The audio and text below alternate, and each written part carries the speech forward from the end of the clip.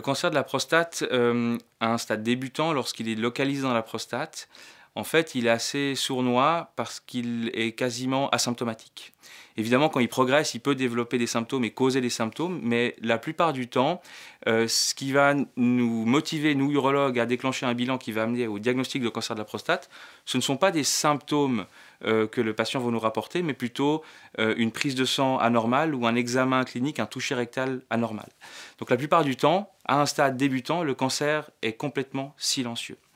En revanche, les patients peuvent souvent venir vers nous avec une plainte urologique, une plainte urinaire la plupart du temps, qui peut leur faire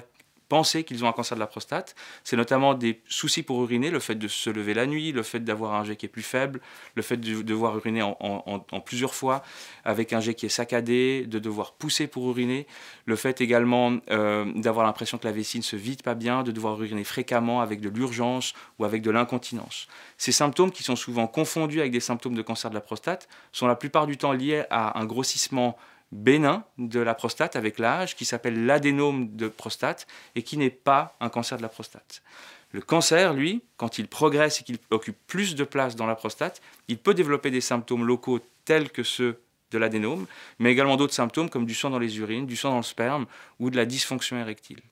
Enfin, quand le cancer est sorti de la prostate et qu'il va dans les ganglions, dans les os, dans les autres parties du corps, il peut se manifester sous forme de douleurs du dos, de douleurs des reins, de douleurs dans les os, de fractures osseuses ou de symptômes généraux comme une perte de poids, de la fatigue